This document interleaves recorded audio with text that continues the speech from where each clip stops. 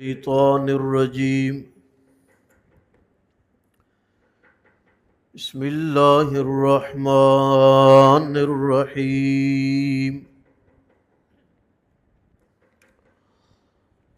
قال یا موسیٰ انی اصطفیتک علی الناس برسالاتی و بکلامی فخذ ما آتیتک وکن من الشاکرین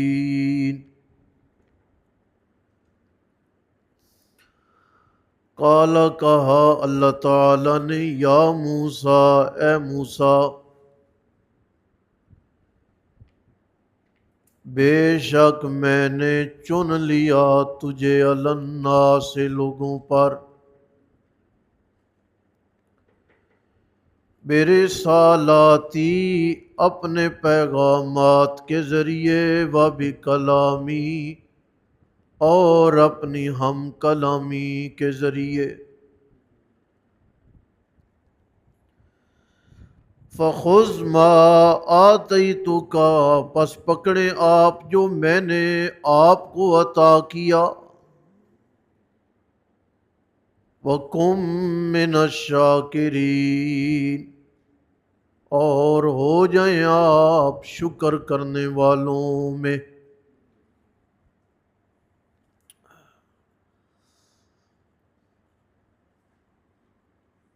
آیت مبارکہ ظاہری طور پر ایک عام فہم بات کر رہی ہے۔ اے موسیٰ ان سارے لوگوں میں اللہ نے تمہیں چن کے منتخب کیا، منصب رسالت دیا اور ہم کلامی کا شرف دیا۔ آپ انہیں پکڑیں، جو میری عطائیں ہیں ان کو آپ سنبھالیں اور شکر کریں۔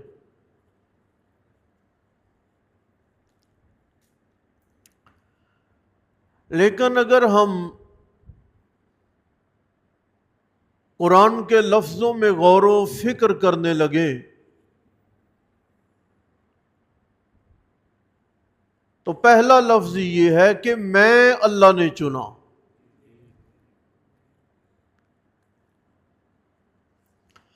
جب یہ آتا ہے نا کہ میں نے چنا تو اس کا مطلب یہ ہے کہ جسے اللہ نے چنا اس بندے کے متعلق تمہارا دل بالکل ستھرا ہو جانا چاہیے۔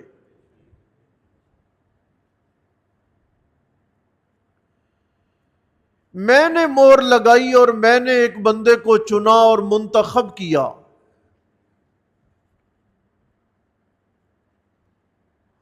اس نے ایک وعدہ پورا کیا، 4 وعدے پورے نہ کیے، وہ میرا انتخاب تھا۔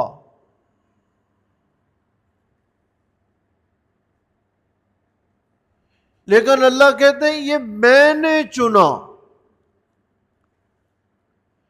میرا چنا ہوا اگر کسی غلط روش پہ چلنے لگے تو پھر میں اللہ کے علم پر لوگ انگلیاں اٹھائیں گے۔ کیسا چن کے دیا تو نے؟ لہذا پہلی بات یہ بڑے شرف کی بات ہے کہ اللہ کہہ دے میں نے چنا، اور قرآن دوسری جگہ پہ کہتا ہے اللہ عالم حیث یجعل، اللہ تعالیٰ کو خوب علم ہے کہ منصب رسالت کے حقدار کون ہے۔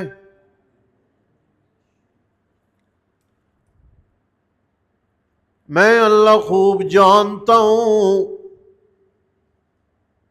کہ منصب رسالت پر فائز ہونے کی صلاحیت اور اہمیت کس میں ہے؟ اور اگر آپ غور کریں تو آپ کو اندازہ ہو جائے گا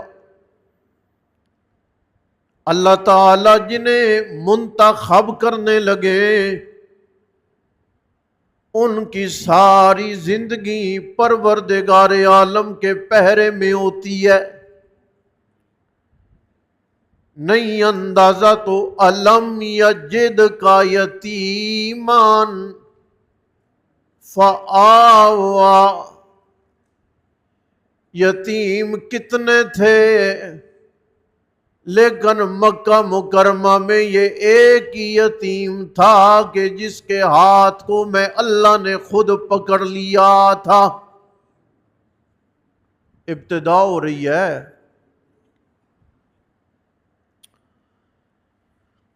اللہ تعالیٰ جنہیں منصب رسالت پہ فائز کریں اللہ فرماتے ہیں سنقرئک کا فلا تنسا،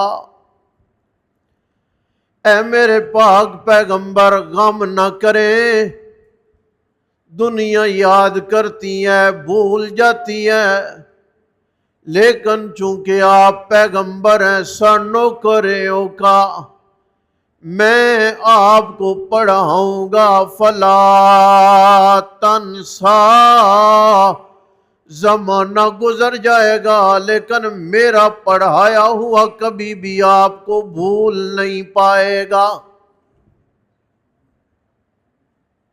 اللہ چنے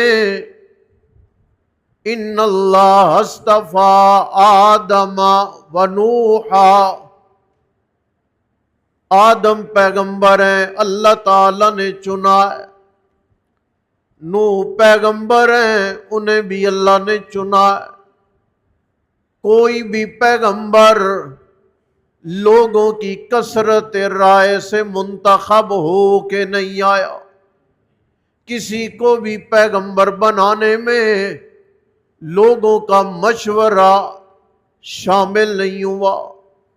اللہ تعالیٰ کو علم تھا کسے میں نے پیغمبر بنانا ہے، اور اللہ کو یہ بھی علم تھا کس کو میں نے کس کی نسل سے پیغمبر بنانا ہے. محمد کریم علیہ السلام نے اسماعیل علیہ السلام کی نسل سے آنا تھا، اسی لیے اللہ تعالیٰ نے چھری کے نیچے سے اسماعیل کو بچا لیا تھا. سمجھے آپ؟ حسب و نسب اللہ تعالیٰ کے علم اور ریکارڈ میں. اے موسیٰ میں اللہ نے آپ کو چنا علی الناس سے لوگوں پر، اور میں نے جب چنا تو دو خاصیات اللہ تعالیٰ نے بیان فرمائی ہیں برسالاتی، اپنے پیغام کے ذریعے، یعنی جو دعوت ہے جو نسب العین ہے وہ میں اللہ تعالیٰ نے آپ کے سپرد کیا ہے، یعنی اعتماد کا اظہار فرمایا ہے. ٹھیک ہے نا جی؟ ہم اب اس بات پہ نہیں جاتے، بہت ہی وقت ہو گیا ہے. ایک لکھنے والے نے یہ لکھا تھا کہ حضرت یونس علیہ السلام سے فریضہ رسالت میں کوتاہی ہو گئی تھی. سمجھے آپ؟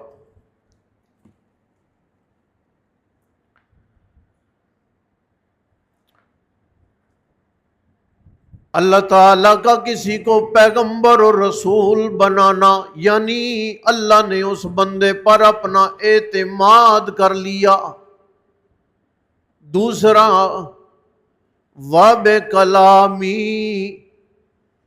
اے میرے پاک پیغمبر میں اللہ نے آپ کو ہم کلامی کا شرف بھی عطا کیا،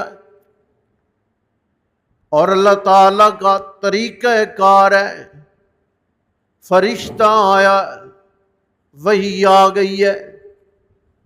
سمجھے؟ فرشتہ وحی پیغام لے کے آ گیا ہے.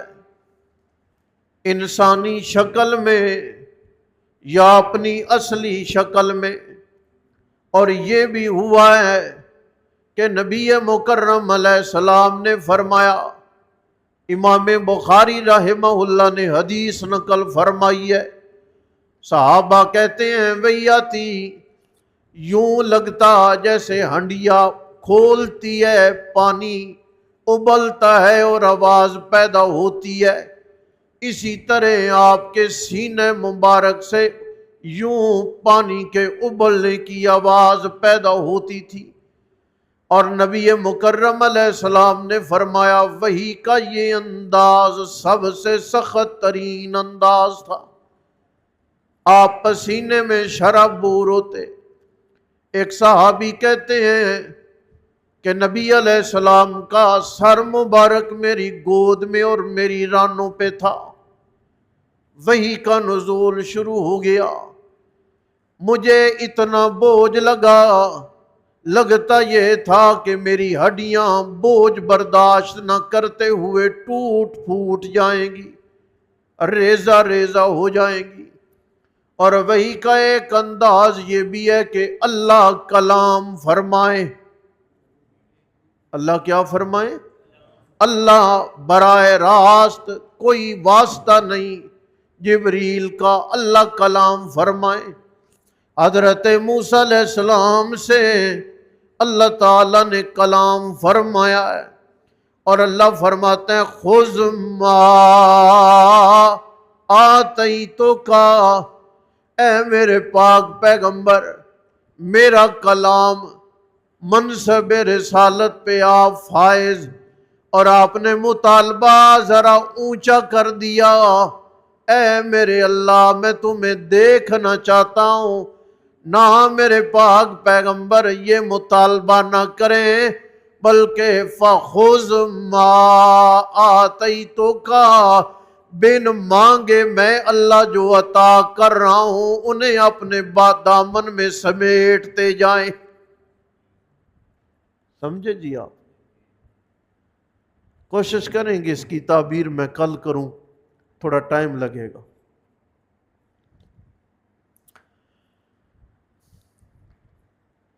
بلکہ توجہ رکھیں، تو ایک لفظ میں اس کی تعبیر کروں گا، لکھی نہیں کسی نے، قابل لطف ہے. اے میرے پاک پیغمبر موسیٰ، آپ نے کہنا شروع کر دیا مولا میں تمہیں دیکھنا چاہتا ہوں. اپنا سوال کر دیا، اپنا مطالبہ کر دیا. اے میرے پاک پیغمبر فخذ ما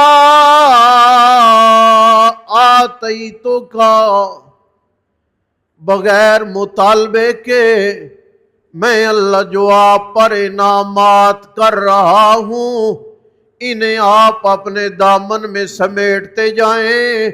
دیکھیں میں آپ کو اتنا دے دوں گا کہ مانگ کر لینے کی ضرورت ہی نہیں رہ جائے گی. سمجھے؟ یہ ایک تعبیر ہے اور قابل لطف تعبیر ہے. یہ پیچھے یہی ہے نا، انہوں نے مطالبہ کیا تھا کہ میں دیکھ، اللہ کہہ رہے جو میں دے رہا ہوں وہ لو ہے.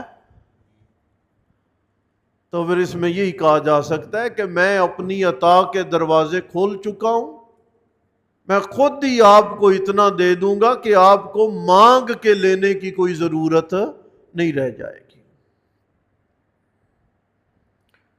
وَقُم مِّنَ الشَّاكِرِينَ، اور میرے پاک پیغمبر جب میری عطاؤں کے دروازے کھلے ہیں لیتے جائیں اور شکریہ ادا کرتے جائیں، جھکتے جائیں. کیوں؟ اللہ تعالیٰ عطاؤں کا دروازہ کھول دے تو زیادہ لینے کے لیے زیادہ جھکنا پڑتا ہے. ایک بندہ ہے راستے میں، جسم پر لباس نہیں ہے، ہمیں تو اللہ کریم کا یہ شکر ہے اس نے کھانے کو بھی دیا، پہننے کو بھی دیا، رہنے کو بھی دیا۔ اس کی کرم نوازیاں ہیں۔ ایک بندہ صحرا میں بیٹھا ہوا ہے، جسم پہ لباس نہیں ہے، سطر ڈھانپنے کے لیے بھی کپڑا موجود، ریت ہے، ریت میں اپنی ٹانگیں دبا کے اپنا سطر ڈھانپ کے بیٹھا ہوا ہے۔ حضرت موسیٰ پیغمبر علیہ السلام کا گزر ہوا، آپ سے موسیٰ کلیم دعا کریں کہ پروردگار عالم اپنے کرم کے دروازے کھول دے۔ حضرت موسیٰ علیہ السلام نے دعا فرمائی ہے۔ اللہ کریم نے فرمایا موسیٰ پیغمبر اس بندے سے کہہ دو کہ میرا شکریہ ادا کرے۔ حضرت موسیٰ علیہ السلام نے فرمایا اللہ کا شکر ادا کر۔ کہنے لگا کس بات کا؟ اس نے دیا کیا ہے؟ نہ میرے سر پہ چھت ہے، نہ میرے جسم پہ لباس کے نام پر کوئی کپڑا ہے۔ اتنی بات کرنی تھی، آندھی آئی، ریت اڑ گئی، سطر جاتا رہا۔ اللہ کریم نے بتا دیا میرا بندہ یہ ریت بھی میں اللہ کے حکموں کی پابند ہے، یہ تیرے ماتحت نہیں ہے۔ یہ جو ریت مل گئی تم نے اپنی عزت چھپا لی ہے، اس پہ بھی تیرا حق بنتا تھا کہ تو میرا شکریہ ادا کرے۔ بابا اصل بات یہ ہے، ہم سانس لیتے ہیں، ایک مرتبہ ہوا کھینچی اپنے جسم کے اندر لے گئے، یہ الگ نعمت ہے۔ دوبارہ ہم نے گندی ہوا جسم سے باہر نکال دی، سانس باہر چھوڑا، یہ اللہ تعالی کا دوسرا انعام ہے۔ چاہیے تو یہ کہ تازہ ہوا ہمارے جسم میں جائے تب بھی الحمدللہ بولیں، اور جسم سے ہوا نکل کے باہر آئے تب بھی ہم الحمدللہ بولیں۔ حق یہی ہے۔ حضرت موسیٰ ذرا آگے چلے، بڑا مالدار بندہ ہے۔ یا موسیٰ دعا کرے، مال اتنا ہے سمیٹا نہیں جا رہا۔ ہاں جی، مال اتنا ہے سمیٹا نہیں جا رہا۔ اللہ سے کہیں مولا بڑی مہربانی کچھ دیر کے لیے بریک لگ جائے، اگلے مال کو کوئی دائیں بائیں کروں، پھر میں تیری نعمتوں کا انکار نہیں کر رہا، لیکن ذرا تھوڑا سا مجھے موقع ملے۔ حضرت موسیٰ علیہ السلام نے دعا فرمائی، اللہ کریم نے فرمایا میرے پاک پیغمبر سے بول ذرا نہ شکری کر۔ کہتا ہے موسیٰ اس نے اتنا دیا ہے بھلا میں کیسے نہ شکری کروں؟ اللہ نے فرمایا میرے پاک پیغمبر سے بتا دو تو میری نعمتوں پہ شکر کرتا جائے گا، میں اللہ اپنی نعمتیں تمہیں عطا کرتا جاؤں گا۔ سنبھالنی تو نے ہے، تو جانے تیرا کام جانے۔ لہذا فرمایا وَقُم مِّنَ الشَّاكِرِينَ، شکر گزار بندوں میں سے ہو جاؤ۔ قرآن ایک دوسرے مقام پہ کہہ رہا لَإِن شَكَرْتُمْ لَأَزِيدَنَّكُمْ، اگر تمہارے اندر شکریہ کا جذبہ پیدا ہو گیا ہے، اللہ تعالیٰ نے موقع دیا ہے قرآن پڑھنے کا، نماز پڑھنے کا، صدقہ کرنے کا، بیمار پرسی کرنے کا، کسی بھی معاملے کا، اور تم نے اس نعمت پہ اللہ تعالیٰ کا شکریہ ادا کر دیا۔ اے اللہ تیری مہربانی ہے، تو نے مجھے عمدہ لباس دیا ہے، اللہ تیری مہربانی ہے، تو نے مجھے کھانے کو بہترین لقمہ دیا ہے، مولا تیری مہربانی ہے، تو نے فجر پہ مجھے با جماعت نماز کی توفیق دی ہے۔ آپ جب نعمت ملے شکر ادا کریں، دیکھیں اللہ وہ نعمت آپ کو کل کے روز دوبارہ عنایت فرما دیں گے۔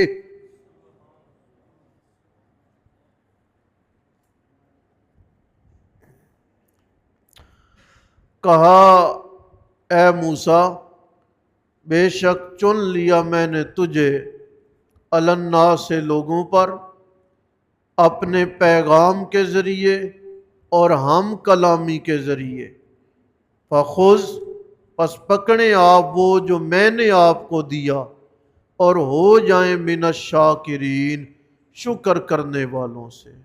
پڑھ